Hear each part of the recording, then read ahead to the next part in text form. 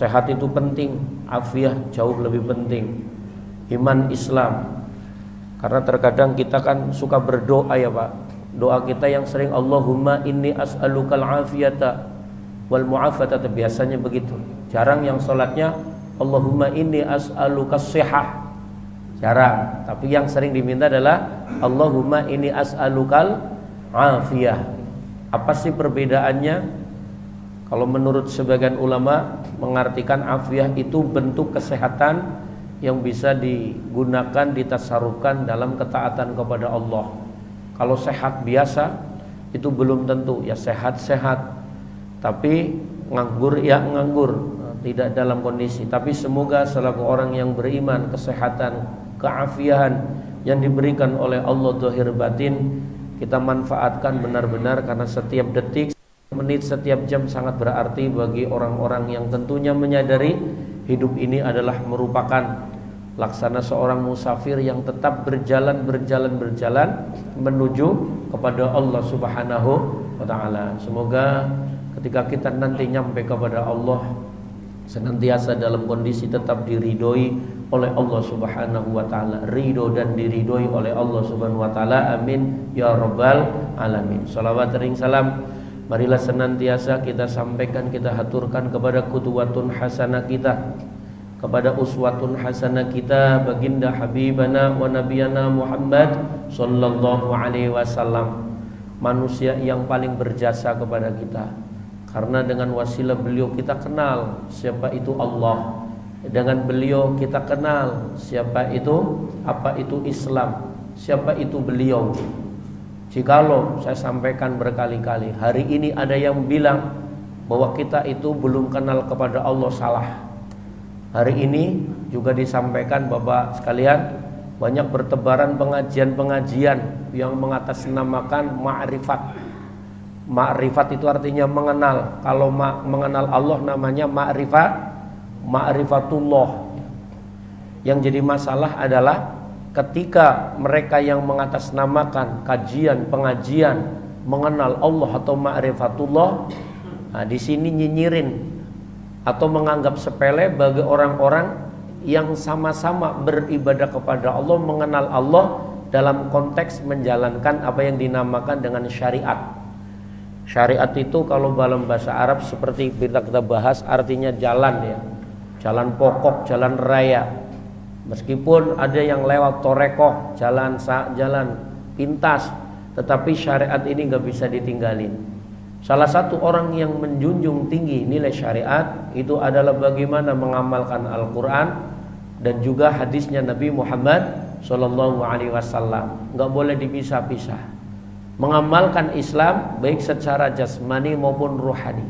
Tidak boleh mengaku melaksanakan Islam secara ruhani akan tetapi menafikan ajaran-ajaran syariat yang bersifat jasmani atau lahiriah, atau sebaliknya hanya terjebak kepada amaliyah-amaliyah yang bersifat lahir, yang bersifat zahir, sedangkan batinnya, ruhaninya sepi daripada merasakan zauq, merasakan kenikmatan, merasa tersambung, merasa terkoneksi dengan Allah Subhanahu wa ta'ala. Padahal Allah sudah berikan kepada kita satu wadah yang luar biasa, yang wadah tersebut apabila setiap menit, setiap detik diisi dengan dzikrullah, maka kita memang akan benar-benar nyampe kepada tahapan, kepada maqam kedudukan seorang hamba Allah, hamba yang muraqabah.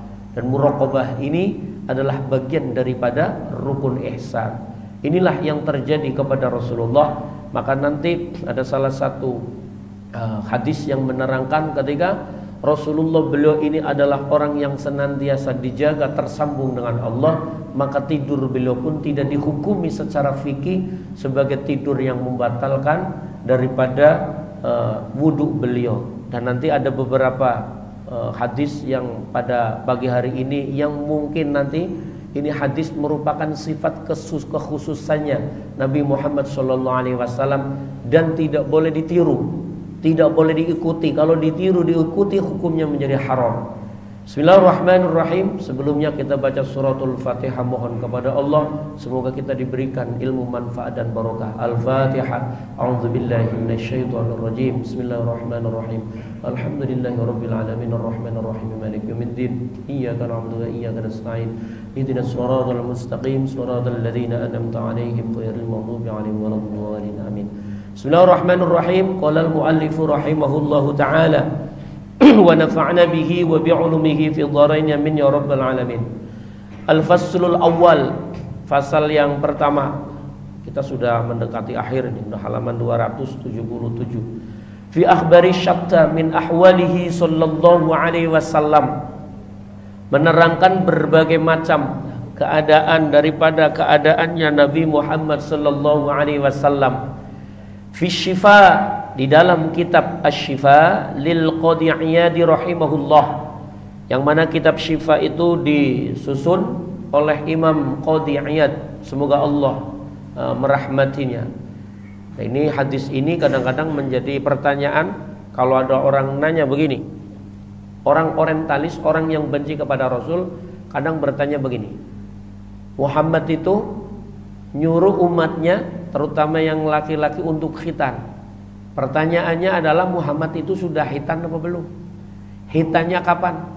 Yang mengkhitan siapa?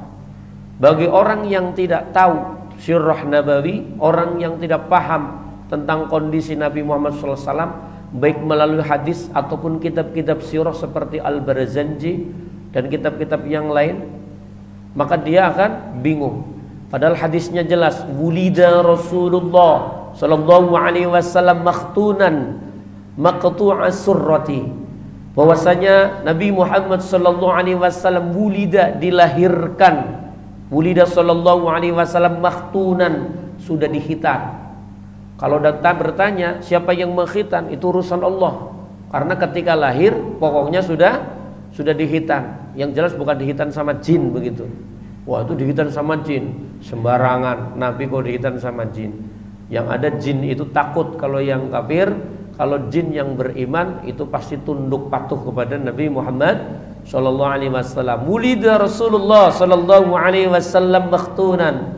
Rasulullah sallallahu alaihi wasallam itu dilahirkan sudah dalam kondisi khitan, maqtu'as surrati, dan juga sudah diputus daripada tali pusarnya. Pusarnya sudah diputus, sudah bersih, Pak. Sudah bersih. Satu, masalah khitan. Yang kedua, masalah akikoh. Ada juga orang nanya, Rasulullah itu merintahin sunnah bagi umatnya untuk diakikoh ketika dilahirkan. Pertanyaan, Rasulullah itu akikoh apa kagak? Terus yang ngakikohin siapa? Akikohnya di mana? Ini juga sekali lagi, kalau orang nggak pernah membaca surah sirrun nabawi juga bingung. Kalau ditanya bapak-bapak, apakah Rasulullah itu pernah akikoh? Rasulullah akikoh. Siapa yang mengakikohkan? Dirinya. Kapan mengakikohkan? Setelah diangkat menjadi Rasul. Maka karena ada riwayat seperti ini, ada sebagian ulama yang mengatakan seseorang yang ketika waktu kecil belum sempat mengakikoh, meskipun dalam pendapat jumhurul ulama mazhab itu mengatakan akikoh itu batasnya adalah sampai akil baligh. Tapi ada sebagian ulama, kecil berarti nggak semua ulama, nggak banyak ulama, membolehkan akikoh bagi orang yang ketika waktu dia masih kecil belum diakikoh, remaja diakikoh, kemudian dewasa baru diberikan kemampuan oleh Allah untuk mengakikoh. Atau orang yang masuk Islamnya telat mengakikoh. Ada sebagian pendapat itu menisbatkan kepada keterangan kapan ke Rasulullah SAW. Kadang-kadang muncul juga pertanyaan yang ketiga, Rasulullah itu sebelum diangkat menjadi Rasul itu agamanya apa? Ajaran yang beliau ikuti apa? Kan banyak kan? Akhirnya banyak adalah ulama-ulama, dikatakan ulama itu mengatakan apa? Rasulullah itu ngikutin ajarannya Isa ibnu Maryam, Nasoro. Buktinya apa? Ketika beliau akan ketika akan menjadi Rasul, mendapatkan tanda-tanda, istrinya mendatangi seorang pendeta Nasrani, ya Pak ya, Ya, mendatangi pendeta Nasrani berarti percaya sama ajaran Nasrani. Terus ada yang mengatakan ya Rasulullah menganut paham-paham jahiliyah. Sekali lagi kita bantah, Pak. Rasulullah tidak menganut, Rasulullah tidak mengikuti paham Nasara, tidak mengikuti paham Yahudi, Rasulullah tidak mengikuti paham jahiliyah. Tapi yang beliau amalkan ketika belum diangkat menjadi Rasul adalah sebagian daripada nilai-nilai agama millata Ibrahim hanifa, millahnya, ajarannya baginda Nabi Ibrahim alaihissalam. Kemudian dengan penjagaan Allah tidak pernah sedikit pun beliau tergelincir kepada kesyirikan-kesyirikan, selalu dibimbing oleh Allah. Jadi maksum, Rasulullah itu maksum dari lahir, tidak pernah melakukan dosa-dosa karena dalam bimbingan Allah. Tapi bibit-bibit tauhid, ya, meskipun beliau itu belum diangkat menjadi Rasul, ketauhidan beliau sudah tertanam, ya. Jauh-jauhan sudah tertanam. Ya, tapi kalau ditanya syariat yang diikuti adalah sebagian daripada milahnya atau ajaran syariatnya baginda Ibrahim alaihis salam. Jadi bukan Nasoro, bukan ngambil dari Injil, bukan ngambil dari Taurat. Karena periode Rasulullah sendiri kitab semacam itu keotentikannya menurut pemahaman kita sebagai orang yang beragama Islam sudah tidak otentik lagi. Kemudian waqad ruwiya an ummihi Aminata annaha qalat waladtuhu nadhifan ma bihi qadrun. Waqad ruwiya, dan sungguh telah diriwayatkan ngan ummihi daripada ibunya Nabi Muhammad sallallahu alaihi wasallam, Aminata, ya ibu Aminah, annaha sesungguhnya Aminah qalat berkata, waladtuhu, aku melahirkan Nabi Muhammad sallallahu alaihi wasallam nadhifan, dalam kondisi bersih, dalam kondisi suci, ma bihi qadrun, ma bihi tidak ada bihi beserta dengan Nabi Muhammad sallallahu alaihi wasallam qadrun, kotoran. Jadi lahir sudah kondisinya bersih, sudah dikhitan, sudah diputus daripada tali, ya, sudah diputus daripada tali pusarnya dan kondisinya bersih. Bagi kita, Pak, yang mengimani tekstual hadis Nabi pasti beriman. Tapi bagi orang-orang yang memahami teks hadis atau teks Al-Quran secara Mu'tazilah, secara liberal, nggak masuk akal. Pasti pendapatnya Pak, nggak masuk akal. Apa yang mungkin, gitu kan? Apa yang mungkin? Bahkan sampai hal-hal yang berkaitan, padahal hadis-hadisnya sahih. Pertanyaan kubur, siksa kubur, nikmat kubur. Hari ini banyak yang nggak percaya. Itu kan sebenarnya ada pada diri kita, ya. Ada pada diri kita. Kiamat itu terjadi ketika ada langit dan bumi.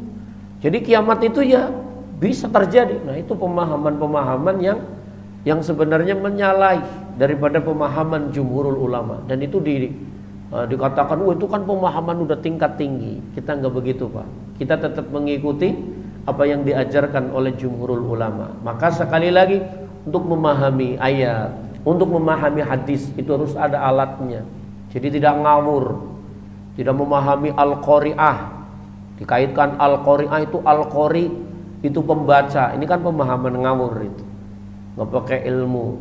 Wa fi hadisnya Ikrimah, dan diceritakan di dalam hadisnya Ikrimah an Ibni Abbas radhiyallahu taala anhuma annahu sallallahu alaihi wasallam nama hatta sumngallahu khatib. Jadi bahwasanya diceritakan di dalam hadisnya Ikrimah dari sahabat Ibnu Abbas, semoga Allah meridhoi keduanya, annahu sallallahu alaihi wasallam, sesungguhnya Nabi Muhammad sallallahu alaihi wasallam nama tidur. Yang namanya tidur, mata mulia beliau mata basyariah, ya. Mata basyariah, karena mata itu kan ada dua, mata lahir namanya mata basor, ya.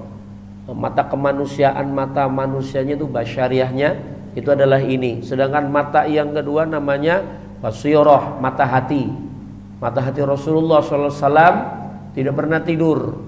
Kalau mata hati kita sering tidur, jangankan tidur, melek aja kadang-kadang mata hati kita mati atau tidur.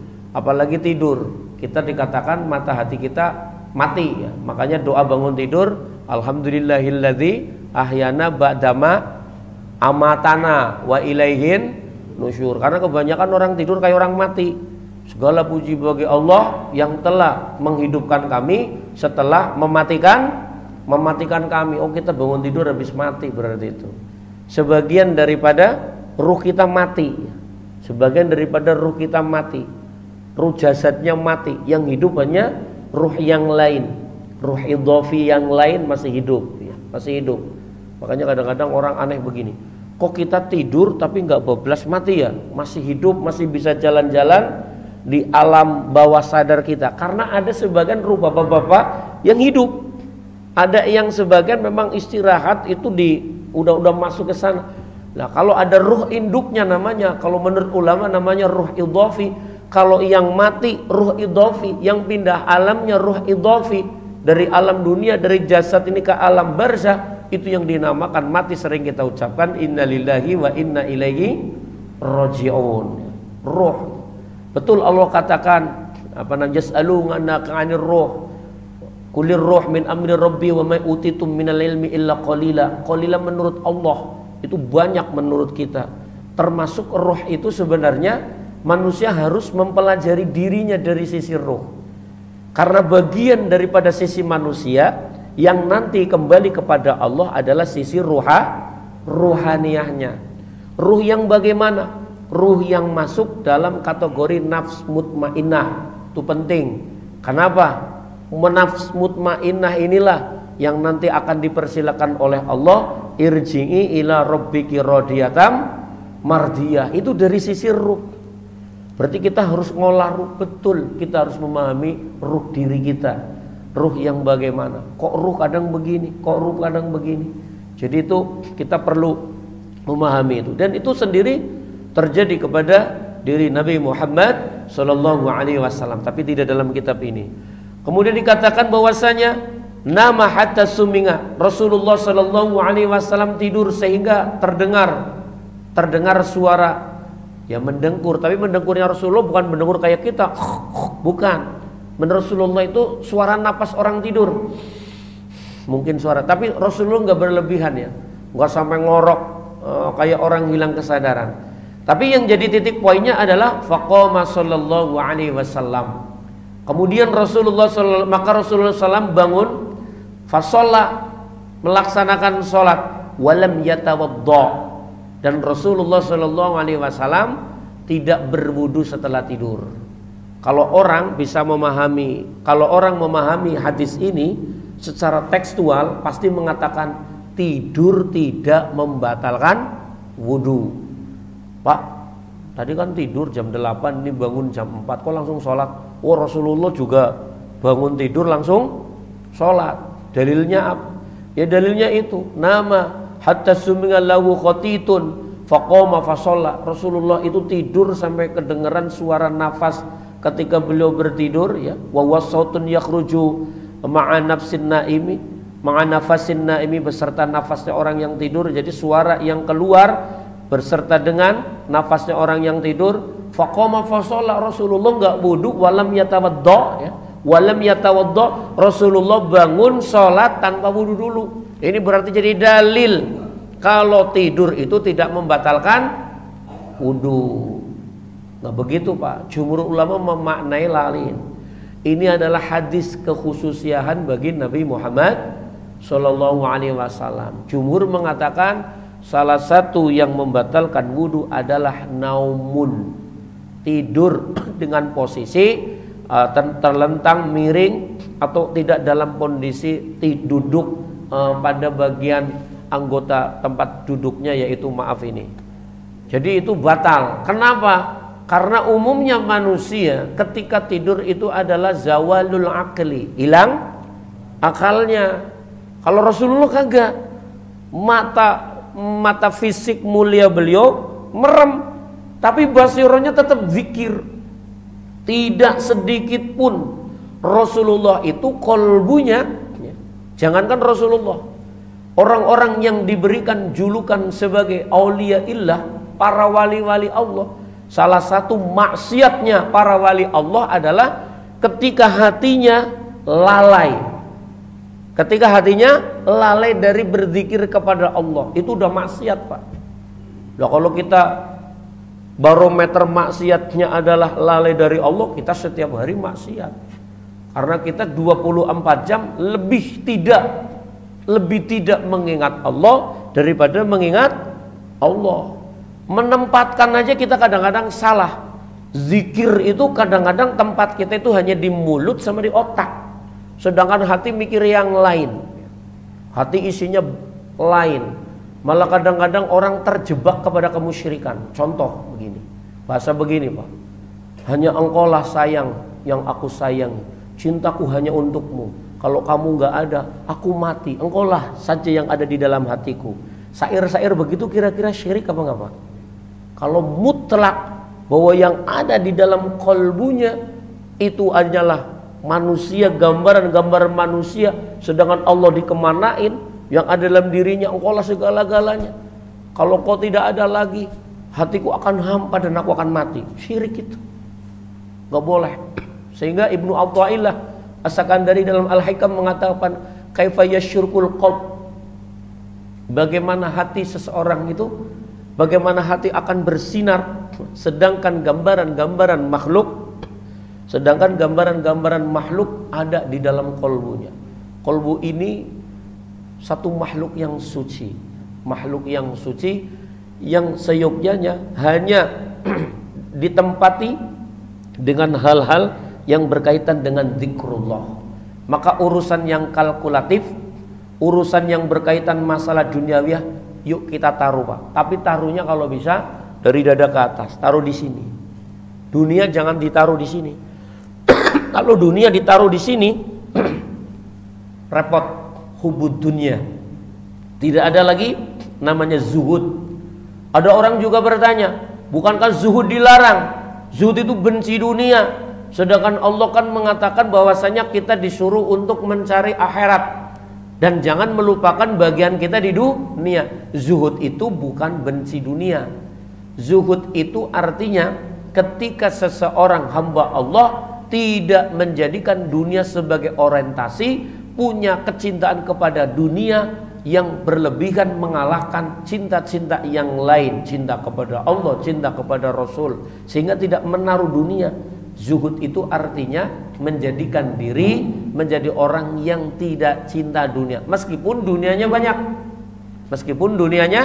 banyak, tapi dia tidak mencintai dunia itu. Karena dunia kalau dicintai akan menjadi hijab kecintaan kita kepada Allah Subhanahu wa taala. Faqama fa shalla wa lam yatawadda, qala Ikrimah li'annahu sallallahu alaihi wasallam mahfuzan. Dikarenakan Nabi Muhammad SAW itu adalah mahfudun, terjaga. Jadi Rasul dijaga oleh Allah daripada lalai kepada Allah. Jadi hadis ini pertama ini hadis khususiyah Nabi Muhammad sallallahu alaihi wasallam ngindal jumhur. Wa kana sallallahu alaihi wasallam idza arada, ini juga khususiyah lagi, Pak. Dan ini nggak mungkin terjadi pada warga Gria Mustikasari. Wa kana sallallahu alaihi wasallam idza arada ayyatakhawwata, ketika Rasulullah sallallahu alaihi wasallam akan buang hajat, BAB kalau bahasa kita, insyaqqat, maka terbelah. Apa yang terbelah? Al-ardu, bumi. Jadi ketika Rasulullah buang hajat, bumi itu buka, Pak. Bumi itu buka. Makanya kalau mamanya orang haji, ini rumahnya Rasulullah. Ya, Pak Haji di sana ada nggak ditunjukin? Ini WC-nya Rasul, nggak ada ya? Ini WC-nya Rasul. Kalau tempat mandinya mungkin ada, toiletnya nggak ada. Karena mungkin ada kotorannya buat rebutan, Pak. Sandalnya buat rebutan, apalagi rambutnya, katanya rambutnya buat rebutan. Itu kalau ada kotoran belum mungkin buat rebutan itu. Nah dalam hadis diterangkan, wa kana sallallahu alaihi wasallam idza arada ayyataghawwata insyaqqatil ardu fabtala'at ghaitahu wa baulahu. Jadi ketika Rasulullah sallallahu alaihi wasallam hendak buang hajat, BAB, maka bumi terbelah, insyaqqatil ardu, bumi berbelah. Fabtala'at ghaitahu, dan bumi, maka bumi menelan daripada kotorannya Nabi Muhammad sallallahu alaihi wasallam. wa baulahu, dan air seni atau air kencing beliau. Jadi nggak ada bekasnya, nggak ada bekas kotoran, nggak ada bekas kencing beliau itu. Istinja Rasulullah. Tapi hebatnya Rasulullah itu tidak kalah ketika Sayyidina Ali bin Abi Thalib dikatakan karramallahu wajhah. Sebagian riwayat mengatakan kenapa julukannya karramallahu wajhah, semoga Allah memuliakan wajah beliau, dikarenakan menurut sebagian riwayat Sayyidina Ali bin Abi Thalib ini adalah seorang yang tidak pernah melihat maaf, kemaluannya seumur-umur. Dan Rasulullah sama, ketika salah satu istri beliau pun tidak pernah melihat maaf daripada kemaluannya Rasulullah SAW. Saking dijaganya sama Allah. Jadi memang nggak ada Pak, ditelan oleh bumi. Fabtala'at ghaitahu wa bawlahu wa fahat lidzalika raihatun thayyibatun. Dan yang menjadi mukjizat adalah yang ada adalah tersebar semerbak daripada bau yang kuat, bau yang wangi. Jadi kotoran dan air seni belum ditelan bumi, terus yang ada ketika bumi itu nutup semerbak, itu bau wangi. Jadi kotoran Rasulullah SAW itu baunya wangi. Kalau kotoran kita bagaimana? Jangankan kotoran, uapnya aja muntahin gitu kan. Rasulullah serba wangi Pak, keringatnya wangi, kotorannya wangi. Apalagi kulit beliau, orang salaman bisa mungkin 3 hari atau 1 hari kagak hilang wanginya. Meskipun beliau tidak pakai wewangian, tetapi meskipun badan beliau wangi, beliau tetap suka memakai wewangian. Nggak kayak kita pakai wewangian kalau mau kondangan doang kadang-kadang, atau lebaran atau mau jumatan. Nah itu kita sebenarnya mengajarkan kepada kita itu Rasulullah agar kita menjadi orang-orang yang ketika berpenampilan, terutama juga dalam masalah bau, itu tidak menjadikan orang benci. Jangan deket-deket sama bapak itu, buketek gitu. Mandinya jarang, nggak pakai wewangian. Nah, Rasulullah mengajarkan agar kita selalu wangi, dan wangi itu ternyata bisa menjadikan otak fresh juga. Wa kana sallallahu alaihi wasallam Wangan Aisyah radhiyallahu taala anha annaha qalat lin nabi sallallahu alaihi wasallam innaka ta'til khala'a falanara minka syai'an minal adha faqala laha ya Aisyatu awma alimti annal arda tabtalingu ma yakhruju minal anbiya fala yuram minhu syai'un. Diceritakan dari Sayyidatuna Aisyah radhiyallahu anha bahwasanya beliau berkata kepada Nabi Muhammad SAW, innaka sesungguhnya engkau wahai Rasulullah tatil khola'a mendatangi daripada toilet WC, falanaro maka kami tidak melihat minka dari engkau syai'an sesuatu minal adza dari kesakitan ya, dari sakit, dari intinya tidak melihat bekas-bekas Rasulullah ini habis buang hajat. Faqala laha, kemudian Rasulullah bersabda kepada Sayyidatuna Aisyah, ya Aisyah tu wahai Aisyah, awama alimti annal ardo, apakah kamu tidak tahu bahwasanya annal ardo sesungguhnya bumi tabtalingu menelan ma yakhruju minal anbiya, apa yang keluar dari para nabi. Juga diceritakan Pak dalam salah satu riwayat, ketika Rasulullah SAW aja itu ketika dimandikan waktu beliau wafat itu airnya kan tidak jatuh di bumi. Itu ada yang ditadahin oleh Sayyidina Ali, ada yang langsung menguap hilang. Pokoknya airnya hilang, nggak sampai ngembeng, ngalir begitu. Jadi apakah engkau tidak tahu wahai Aisyah bahwa sesungguhnya annal ardo sesungguhnya bumi tabtalingu ma yakhruju minal anbiya, apa-apa yang keluar dari para nabi itu ditelan oleh bumi. Makanya nggak ada bekas WC-nya Nabi Nuh, WC-nya Nabi Adam, Nabi Ibrahim nggak ada. Fala yura minhu syai'un, maka tidak bisa dilihat ya dari yang itu sesuatu, karena sudah ditelan semua oleh bumi. Kotorannya nggak ada, air seninya nggak ada. Wa qala qaumun min alil ilmi bi taharati hadzainil hadisaini. Nah ini yang kadang-kadang bisa jadi perdebatan Pak. Yang dimaksud waqala qaumun min ahlil ilmi, artinya ada sebagian ulama mengatakan waqala qaumun min ahlil ilmi, berarti kaum daripada ahli ilmi. Ada sebagian ulama mengatakan bito haroti hadainil hadasaini minhu sallallahu alaihi wasallam, dengan sucinya dua hadas ini daripada hadasnya Nabi Muhammad sallallahu alaihi wasallam. Di dalam tafsirannya itu, syarahnya itu kalau nggak salah, artinya apa yang dianggap suci? Darahnya Nabi dan juga maaf air seninya Nabi Muhammad sallallahu alaihi wasallam. Loh kok bisa? Makanya saya bilang itu kekhususiahan Nabi Muhammad sallallahu alaihi wasallam. Oh, enggak masuk akal. Darah itu najis. Darah yang najis itu darah kita.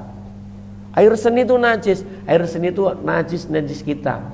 Meskipun secara tekstual Rasulullah tetap mengajarkan bahwa darah itu najis, bahwa air seni itu najis. Ini kekhususiahan. Makanya saya bilang, ini kan pendapat sebagian ulama. Kalau kita ngikuti dalil Al-Qur'an dipukul secara rata, termasuk damun ya, darah itu adalah najis, itu berlaku secara umum. Secara umum. Ini saya bilang kekhususiannya Nabi Muhammad SAW. Kemudian jangan disalah tafsir. Oh, kalau begitu para wali itu, orang-orang yang dekat dengan Allah itu berarti darahnya suci. Kagak ada. Mau wali, mau apa, mau wali tua di pinggir kali, mau wali murid, mau wali nikah, mau waliullah, darahnya tetap najis. Air seninya tetap najis. Ini pendapat sebagian ulama tentang dua hadas, yaitu darah dan air seni Nabi Muhammad sallallahu alaihi wasallam. Wa syahidu hadza annahu sallallahu alaihi wasallam lam yakun minhu syai'un yukrahu. Kemudian juga bahasanya wa syahidu hadza, orang yang menyaksikan ini sehingga Rasulullah SAW itu tidak ada dari beliau sesuatu yang dibenci, wala qurataibin, dan tidak ada dan maksudnya adalah semuanya baik. Wa min hadza hadisu Ali radhiyallahu taala anhu, dan juga diceritakan dalam hadis ini daripada Sayyidina Ali bin Abi Thalib yang berkata ketika beliau memandikan jenazah Nabi, apa kata beliau? Khosaltun nabiyya, ya. Khosaltun nabiyya, bahwa ketika aku memandikan Nabi Muhammad sallallahu alaihi wasallam, fadhhabtu anzuru ma yakunu minal mayyiti, tidaklah bahwasanya yang dilihat oleh Sayyidina Ali itu hanya mayitnya Nabi Muhammad sallallahu alaihi wasallam, falam ajid syai'an, tidak menemukan sesuatu, fakultu tibta hayyan wa mayyitan, bahwa beliau itu takjub karena apa? Rasulullah dalam kondisi ketika hidup wangi, dan juga dalam kondisi meninggal juga wangi. Wasata'at min rihun thayyibatun, dan menyebar dari beliau sallallahu alaihi wasallam rihun thayyibatun, bau atau angin yang wangi, lam yajidu mislaqatun, yang mana wangi tersebut tidak ditemukan semisalnya, daripada sama sekali tidak bisa ditemukan yang menyerupai daripada wangi yang menyebar daripada jasadnya baginda Nabi Muhammad sallallahu alaihi wasallam. Ini luar biasa Rasulullah, Pak. Jadi kalau ada orang ngimpi ketemu Rasul, saya ngimpi ketemu Rasul, salaman. Itu salah satu indikasinya kalau menurut kiai saya. Ketika menceritakan orang-orang ketemu, ada bukti fisiknya kadang apa? Salaman bau wangi, bangun tidur bau wangi. Kalau ngaku ngimpi ketemu Rasul, apak ya, meragukan itu. Kalau lagi orang lagi ini, sebelum tidur saya didatengin Rasulullah, halusinasi. Kalau orangnya orang biasa, halusinasi itu. Diingetin sama Rasul, Rasul kelihatan. Wah. Itu agak jauh, susah untuk dipercaya. Bisa saja nanti jamaah sini, saya kemarin lagi di kamar Rasulullah datang sama saya, masih hadis. Kalau saya lagi sholat tahu-tahu Allah datang. Karena apa? Nah, kita kan harus kenal sama Allah. Saya udah kenal sama Allah, Allah datang. Allah bagaimana? Allah itu Masya Allah, tinggi, besar, gede, ganteng. Jangan-jangan raja jin yang datang. Allah itu nggak bisa begitu. Allah itu nggak bisa disaksikan di dunia. Penyaksian seseorang terhadap Allah adalah dengan kolbunya, dengan anta'budallah ka'annaka tarah. Kalau kamu beribadah kepada Allah seolah-olah kamu melihatnya dengan kolbu, tapi bukan ngelihat dalam bentuk fisik. Bukan diartikan aku lagi sholat tadi ngelihat Allah, Allah begini-begini, nggak bisa Pak. Kolbu itu apa namanya, melihatnya nggak begitu. Tapi ketika seseorang merasakan Allahu Akbar, merasa dekat dengan Allah, merasa seolah-olah melihat Allah, atau paling tidak nggak bisa merasa bahwa dirinya diawasi oleh Allah, udah cukup itu muraqabah Pak, udah kenal Allah. Jadi kenal Allah itu bagaimana? Jangan mau diinikan dengan orang-orang yang dengan permainan akal ya, akal. Jadi dalil yang dipakai oleh kita ahli sunnah itu adalah pertama dalil nakli, yang kedua dalil akli. Tapi jangan dijadikan dalil akli mengangkangi dalil nakli. Ada porsinya sendiri-sendiri. Kemudian bahwasanya wa misluhu qala Abu Bakrin, dan juga serupa dengan hadis yang tadi itu bahwasanya sahabat Abu Bakar As-Siddiq ya, hina qabbala Nabi sallallahu alaihi wasallam ba'da mautihi, ketika beliau mencium ya, ketika beliau mencium Nabi Muhammad sallallahu alaihi wasallam setelah wafatnya beliau, bau wangi semerbak. Maka sunnah ya, sunnah itu berciuman laki-laki yang soleh itu sunnah juga, karena Rasulullah udah wafat dicium oleh Sayyidina Abu Bakar As-Siddiq ya, karena kecintaannya luar biasa. Tapi ini bukan ciuman yang sifatnya menyukai lawan jenis, naudzubillah, bukan itu. Tentunya ciuman ini kadang terutama anak sama orang tua sama anak, terkadang antara sesama orang-orang yang soleh berpelukan, itu termasuk daripada kesunahan yang suka diamalkan oleh para sahabat. Wa minhu syurbu malikin, dan juga ada hadis ya. Ada hadis bahwa sekalian ini yang saya bilang ini nggak boleh diamal, karena ini sebagian ulama mengatakan ini dapat sifat kekhususannya Nabi Muhammad sallallahu alaihi wasallam. Wa minhu, dan sebagian daripada hadis syurbu Malik bin Sinanin, yaitu meminumnya sahabat Malik bin Sinan damahu yauma Uhud, meminum daripada darahnya Nabi Muhammad sallallahu alaihi wasallam yauma Uhudin, pada waktu hari terjadi perang Uhud. Wa massuhu, dan menyerapnya ya, diisep ya, menyerapnya sahabat Malik iyahu ya, kepada darahnya Nabi Muhammad sallallahu alaihi wasallam. Wa tasbihuhu, dan meminumnya darahnya Nabi sallallahu alaihi wasallam. Zalika lahu wa qaluhu, dan ucapan Nabi sallallahu alaihi wasallam, lan tusibahun nar, tidak akan mengenai daripada Malik neraka atau api neraka. Jadi dari hadis ini ada yang diceritakan pernah sahabat itu mengisep ketika Nabi luka, diisep darahnya diminum. Nabi berkata, kamu tidak akan terbakar api neraka. Tapi sekali lagi Pak, ini jangan dikaitkan kepada hukum fikih. Wah, darahnya Nabi halal, Nabi orang beriman, berarti darahku halal, nih minum darahku nih. Enggak begitu. Ini kekhususiaan. Khususnya kadang-kadang itu enggak masuk akal ya. Nabi itu punya sifat khususiyah. Contoh khususianya Nabi boleh menikah lebih dari 4 ya. Boleh menikah dari 4 ya. Tapi itu kekhususiah. Dan sebagian juga mengatakan 4, kan yang lain di Furqan dulu ada mengatakan enggak, lebih dari 4 kok. Khususiah, jangan diikuti. Jadi Nabi itu punya khususiah. Ada khususiah, ada umumiyah. Maka kita harus mengetahui mana yang khususiah, mana yang umumiyah. Karena kalau kita mengikuti khususiahnya Nabi, kita nanti dituntut juga. Ya perlakuan ibadahnya harus khususiah kayak Nabi. Nabi jarang tidur malam. Khususianya karena apa? Ibadah melulu. Sholat tahajud hukumnya bagi beliau bukan lagi sunnah, hukumnya apa? Wajib. Nah kalau kita diwajibkan tahajud itu wajib, wah berat sekali itu, sangat berat. Wa misluhu syurbu Abdillah bin Zubair dama hijamatihi, dan sebagian dari hadis yang menceritakan apa? Meminumnya Abdullah bin Zubair dama hijamihi, darah hijamahnya, darah bekamnya Nabi Muhammad sallallahu alaihi wasallam. Wa qala lahu alaihi salatu wassalam, dan Rasulullah SAW itu berkata kepada Abdullah bin Zubair, wailun laka minan nas wailun lahum minka walam yungkiruhu. Jadi apa namanya? Ya, tidak jadi masalah lah kalau dalam bahasa ininya, celaka engkau dari manusia dan celaka mereka daripada engkau. Artinya tidak menjadi masalah. Wal yungkiruhu, dan Nabi Muhammad SAW tidak mengungkirnya, tidak berbahaya maksudnya darahnya. Nah ini juga khususian lagi.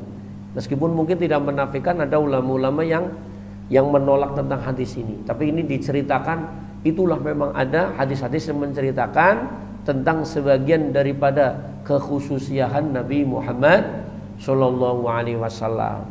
Nah, itu berarti nanti bisa bertentangan dengan ayat. Nah, bukan bertentangan dengan ayat. Ada namanya penempatannya beda-beda. Ayat juga nanti ada nasikh mansukh, ada hadis juga nasikh mansukh. Jadi ini menceritakan tentang kekhususian saja sekali lagi. Dan ini sekali lagi tidak boleh dijadikan patokan pada hukum fikih, nggak boleh. Kalau fikih yang sudah kita pelajari tetap najis gitu. Wa qad ruwiya nahwu min anhu sallallahu alaihi wasallam fi muraatin. Ini radikal lagi, Pak. Ini radikal lagi nih hadisnya nih. Wa qad ruwiya, dan sungguh telah diceritakan ya, semisal daripada hadis ini nganhu dari Nabi sallallahu alaihi wasallam fi muraatin, di dalam perempuan syaribat baulahu, ya Allah, seorang wanita yang meminum daripada air seni. Saya juga nggak tahu air seninya dari mana ini. Faqala laha, harusnya kita baca syarahnya, Pak. Syarahnya kitab ini ada, tapi saya belum dapat. Kemarin saya cerita sama guru saya itu, Gus, saya ngaji Sama'il, alhamdulillah di satu masjid udah selesai. Saya dapat syarahnya Sama'il waktu haji kemarin.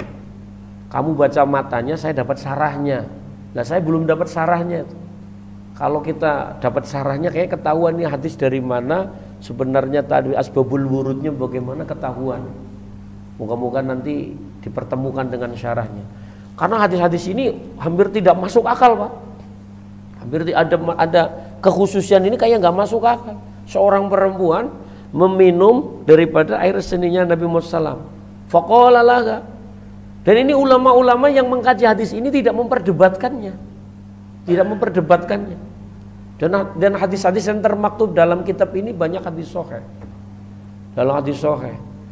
Mungkin nanti kalau mau mengkaji lagi satu hadis sahih yang benar-benar Bukhari Muslim itu ada kitabnya namanya Lu'lu' wal Marjan.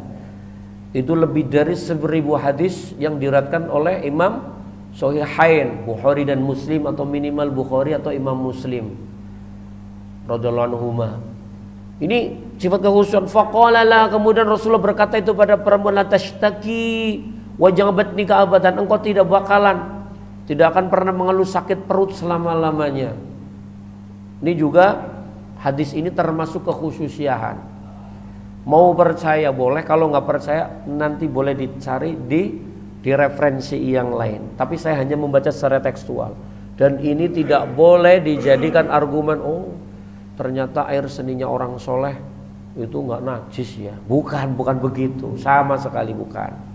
Kemudian menceritakan wa amma riquhu ya. Dan adapun ludahnya asy-syarif yang mulia sallallahu alaihi wasallam, Nabi Muhammad sallallahu alaihi wasallam, ludah beliau juga bertuah. Ludah beliau juga mengandung mukjizat. Tapi sebenarnya bukan hanya ludah Rasulullah. Ludah orang tua sama anak kadang mengandung maunah, Pak. Ludah guru sama murid kadang mengandung maunah. Contoh nih, bapak-bapak, anaknya bandel banget. Bikinin aja air, bacain Al-Fatihah, diruqyah itu kan, terus tiupin, kan ada unsur uap yang keluar. Nah terus ternyata ludah seseorang itu kalau dalam ilmu medis mengandung enzim. Sehingga saya pernah diajarin satu terapi. Ketika ada anak panas, anak yang masih balita itu kan, masih balita, salah satu terapinya itu adalah terapi perangsangan, tapi yang didasari dengan enzim. Itu apa namanya? Kakinya dicuci bersih, kemudian suruh dijilat. Itu ada enzim yang masuk. Ada enzim yang masuk ke kakinya anak kecil yang panas itu. Ada secara kesehatan ada. Itu bukan syirik, bukan khurafat, bukan. Itu secara medis bisa diterangkan. Wa amriquhu syarif sallallahu alaihi wasallam faqad basaqa fi bi'ri dari Anasin, bahwasanya Rasulullah sallallahu alaihi wasallam sungguh ya telah meludah di sumurnya Dar Anas. Falam yakun fil madinati bi'run a'adza min, tidak ada ya apa namanya sumur di kota Madinah yang lebih ngenesin ya, yang lebih menderita ya daripada bi'ri dari Nas. Wa utiya bidalwin, kemudian min ma'in fasyariba minal dalwi, ya kemudian didatangkan daripada air, artinya air ditimba fasyariba minadal, kemudian diminum. Summa soba fil bi'ri, ya kemudian apa namanya dituang di dalam air. Fa faham minha mislu raihatil miski. Jadi ada sumur yang enggak dipakai, dan sumur ini sangat menderita, artinya terbengkalai, enggak dimanfaatin. Nah, kemudian diludahi oleh Nabi Muhammad sallallahu alaihi wasallam. Setelah diludahi ini sumur wangi. Sumur menjadi wangi. Itu ludahnya baginda Nabi Muhammad sallallahu alaihi wasallam. Kalau ada Rasulullah zaman ini, Pak, Masya Allah udah pol-polan itu. Zaman dulu cuman banyak orang yang belum beriman, jadi banyak yang tetap ingkar, menganggap beliau sebagai tukang sihir, ya, ahli sihir, orang-orang yang apa namanya, yang mengamalkan khurafat dan sebagainya. Itu Rasulullah Shallallahu Alaihi Wasallam mujizatnya luar biasa. Dan sekali lagi, ludah itu meskipun kalau bahasa kita terkadang itu menjijikan, itu kadang-kadang bisa menjadi wasilah obat, ya, menjadi wasilah obat. Mungkin nanti lebih gamblangnya kalau kajian Tibun Nabawi. Wa kana sallallahu alaihi wasallam yauma Asyura yad'u bi rudaihi wa rudai ibnatihi Fatimata, ya fayatfulu fi afwahihim wa yaqulu mati la turdi'ana ila al-laili faqana rikuhu yujzihim, ya. Jadi Rasulullah sallallahu alaihi wasallam pada hari Asyura itu memanggil daripada ya anak-anak, daripada bayi-bayi, anak perempuan beliau yaitu Fatimah. Kemudian apa yang dilakukan oleh beliau? Ini bayi-bayi fayatfulu fi afwahihim. Kemudian Rasulullah meludahi mulutnya itu. Dan itu kaitannya ludah dengan orang itu biasanya kalau ada bayi baru lahir. Bayi baru lahir, biar dia ketika nyesep ASI ibunya kencang, diapain namanya, Pak? Yang dimasukin manis-manis dikulum dulu. Dikulum sama bapaknya, ditahnik. Diapain, Pak? Itu kan sunnah Rasul kan? Bayi ketika lahir ya, sebelum makan apa-apa termasuk ASI ibunya, sunnah dimasukin sesuatu yang manis. Ada sunnah namanya ditahnik. Ya, tahnik ya. Dimasukin makanan yang manis, yang makanan itu sudah dikulum. Itu tradisi itu banyak oleh para ulama. Nah, ditahnik dulu. Tapi orang tuanya yang nggak penyakitan, jangan sembarang orang dikasih ya. Karena sekarang kan ada, nggak punya ASI, beli aja di bank. Ada namanya bank ASI. Kalau milih ASI mau nyari apa namanya? Ya, yang disewakan menyewakan ASI itu. Menyewakan ASI juga ada hati-hati lihat. Jadi fayaftulu fi afwahihim, Rasulullah meludahi daripada bayi-bayi ini. Wa yaqul li ummat, kemudian Rasulullah berkata kepada para ibu, la turdi'nahunna ilal lai faqana rikuhu yajzihim.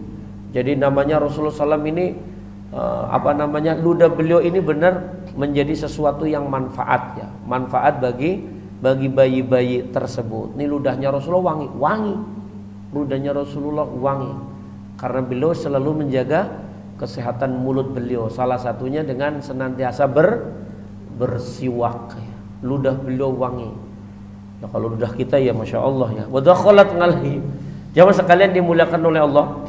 Dari beberapa hadis ini sekali lagi saya menggarisbawahi, ini sebagian hadis-hadis yang menjadi kekhususian baginda Nabi Muhammad sallallahu alaihi wasallam. Tapi tetap dalam batasan manusia, kita tidak boleh terlalu membesar-besarkannya. artinya Rasulullah tetap adalah seorang manusia, basyarun la kal basyar. Tetapi meskipun manusia, beliau tidak seperti pada umumnya manusia, karena beliau adalah makhluk yang paling utama. Arsala rasulahu rahmatan lil alamin atau ila jamil alamin. Maka sebagian ulama ada berbeda pendapat, Pak.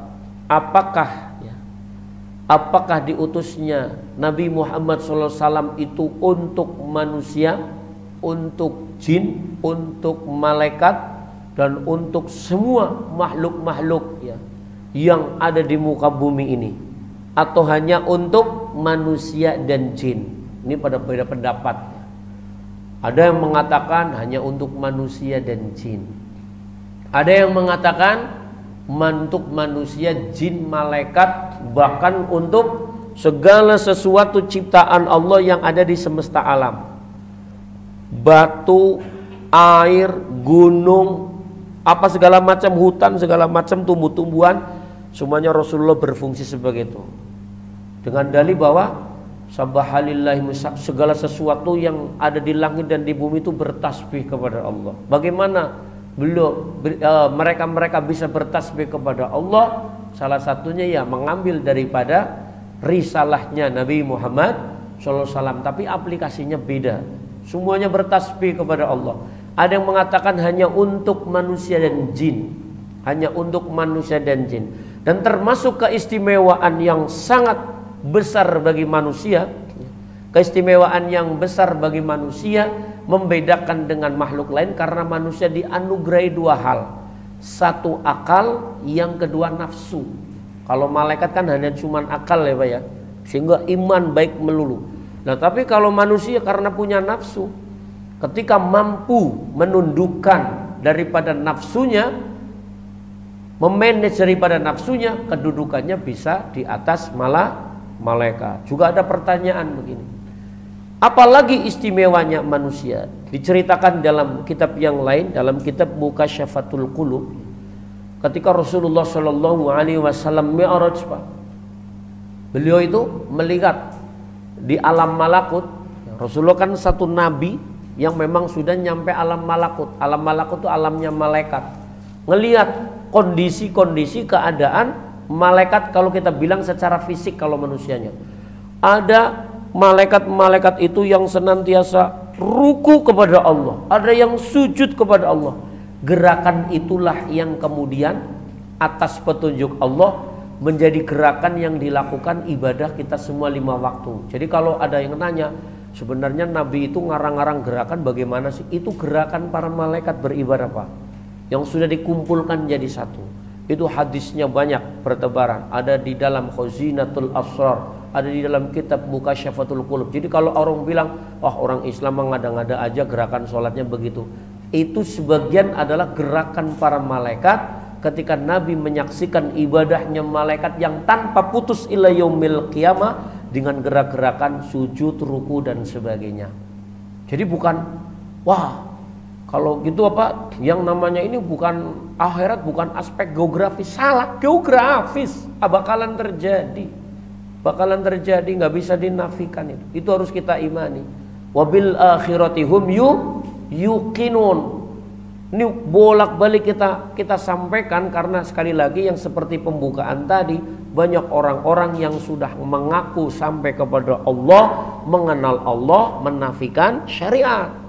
Syariat itu jalan besar, jalan raya. Kalau mereka punya torekoh, tapi torekohnya menyalahi syariat, sesat, Pak, sesat. Wallahu a'lam bishawab. Mungkin ada yang perlu mau ditanyakan, silakan. Ada pertanyaan atau ada yang mau didiskusikan, silakan. Pokoknya intinya saya sudah memberikan penegasan, ini adalah sebagian kekhususian Nabi Muhammad SAW. Sebenarnya kalau diekspos apalagi ke orang yang imannya nggak ini, bisa jadi fitnah. Makanya nggak boleh. Dan itu tentunya nanti akan memerlukan kajiannya pun, wah itu bertentangan dengan Al-Quran. Bisa yang pendapat begitu. Namanya juga kekhususiahan. Semakin dikaji, akan timbul pertanyaan-pertanyaan yang kita akan semakin tertarik untuk mengkaji. Nanti akan muncul istilah nasikh mansukh, ada umumiyah, ada khususiyah, ada umumiyah khusus dan lain sebagainya. Wallahu a'lam bishawab. Ada pertanyaan mungkin? Udah masuk isyraq ya Pak ya? Boleh lagi. Oke. Silakan Pak. Ada pertanyaan? Oke, kalau nggak ada kita lanjut 5 menit lagi. Kemudian jamaah sekalian yang dimuliakan oleh Allah Subhanahu wa taala. Wa masaha sallallahu alaihi wasallam biyadihi syarifah. Dan Rasulullah sallallahu alaihi wasallam mengucapkan tangan mulia beliau ba'da an nafasa fiha, setelah meludahi di dalamnya. Jadi diludahin min riqihi ngala dhahri ngutbah. Jadi diludahin, diusapin ke punggungnya sobat ngutbah. Maka Nabi syarron famakana yushammu atyabu min raihatan. Nah, setelah diludahi jadi wangi, Pak. Jadi ludah Nabi Muhammad SAW itu bisa menjadikan seseorang itu wangi. Wa an Aisyah Ummul Mukminin radhiyallahu ta'ala anha qalat kana abghadul asya. Nah, ini temanya kepada sesuatu yang tidak disukai oleh Nabi Muhammad sallallahu alaihi wasallam. Wa an Aisyah Ummul Mukminin radhiyallahu ta'ala anha qalat kana abghadul asya. Hal yang paling menjadikan Rasulullah itu marah itu adalah al-kadzibu, bohong. Wa kana sallallahu alaihi wasallam idza attala ala ahadin min ahli baitihi kadzaba kidzbatan lam yazal mu'ridan nganhu hatta yugdisa taubahu. Jadi Rasulullah sallallahu alaihi wasallam itu tidak menyukai kebohongan ya. Apabila dilihat juga dari salah satu keluarganya kebohongan, semuanya tidak pandang para sahabat, keluarga, apalagi umatnya, itu tidak disukai oleh Rasulullah ketika mereka menjadi orang-orang yang pembohong. Karena salah satu kebaikan tentunya yang akan muncul dari orang, apakah itu berupa ma'unah, apakah itu hal-hal yang baik, adalah dimulai daripada kebersihan kolbu. Dan ini yang terjadi pada Nabi. Karena Nabi kolbunya bersih, kolbunya suci, kolbunya selalu zikrullah, maka yang terjadi kebaikan-kebaikan itu mengalir sampai mendarah daging kepada diri beliau. Makanya kalau ada cerita, mohon maaf, ini bukan khurafat ya, kalau ada dengar kabar ulama sudah meninggal tahunan, ribuan tahun, ratusan tahun, puluhan tahun, ketika ini jasadnya masih utuh, mungkin karena di samping hati-hati beliau yang memang bersih, hati beliau yang suci, maka mengalir kepada jasmaninya juga menjadi jasmani yang suci. Kebersihan hati itu sangat penting. Penekanan bahwasanya aspek yang terjadi pada Rasulullah ketika mengatakan innama bu'istu li utammima makarimal akhlak. Akhlak itu bukan hanya sesuatu yang terdapat di dalam otak, tapi akhlak itu cenderung daripada pionir untuk menyetingnya adalah di dalam kolbu. Berarti kuncinya ada di kolbu. Kolbu yang selamat adalah kolbu yang senantiasa terisi dengan zikrullah, terisi dengan sesuatu yang mengingatkan diri kepada Allah, dan kolbu yang mampu seseorang tersebut mengeluarkan nafsu-nafsu yang mazmumah, dikeluarkan dari hatinya. Ini tidak pandang bulu, Pak. Penyakit hati kan nggak pandang bulu. Bisa kena pada pejabat, bisa kena pada rakyat, bisa kena pada orang awam, bisa kena lebih parah lagi pada ulama-ulama. Sehingga tidak salah kita diingatkan kan, bolak-balik kita kaji bahwa ulama itu juga menjadi dua golongan, ulama dunia, ulama akhirat. Ya ulama akhirat, ulama yang mampu dan diberikan kemampuan oleh Allah, tentunya utamanya membersihkan kolbunya dari hal-hal yang tercela.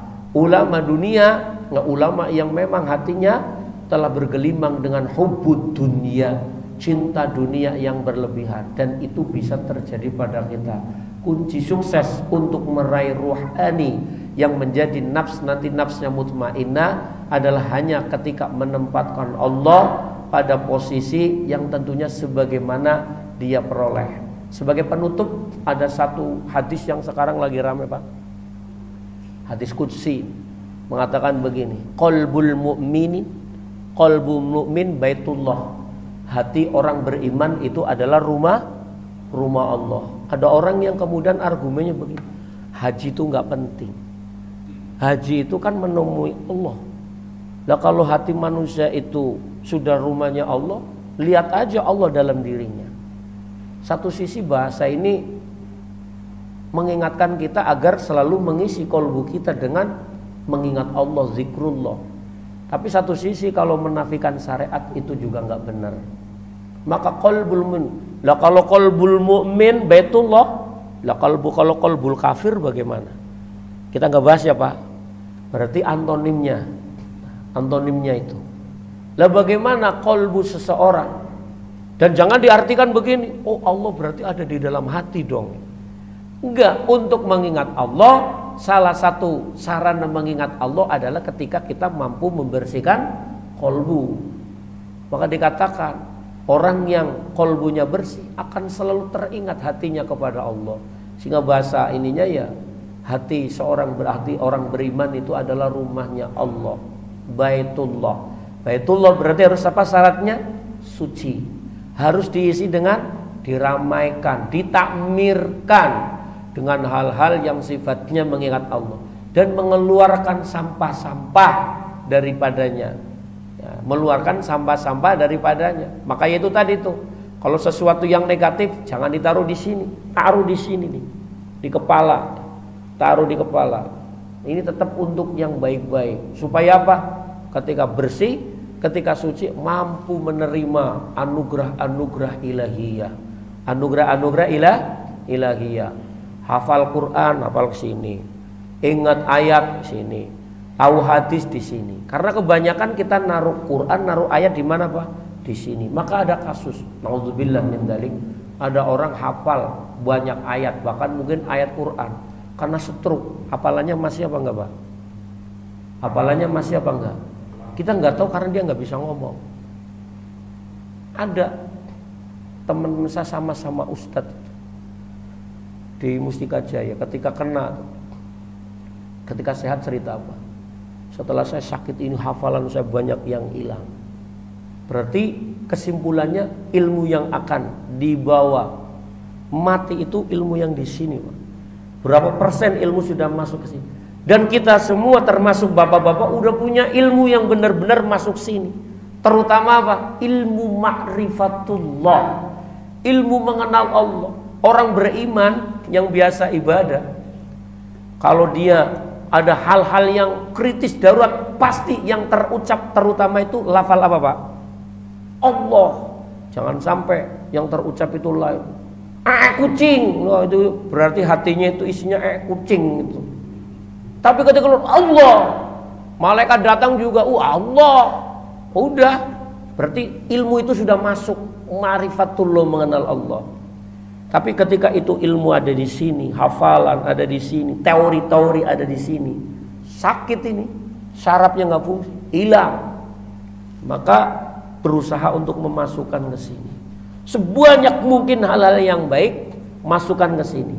Maka jangan berikan kesempatan hal-hal yang buruk, hal-hal yang sampah, duniawiyah yang seyogyanya tidak patut ditaruh di sini, jangan ditaruh di sini. Cukup taruh di sini sebagai sarana wasilah untuk memasukkan hal-hal yang baik ke dalam sini. Dan itu proses perjuangan jihad mujahadah yang merupakan juga rukun daripada rukun ihsan.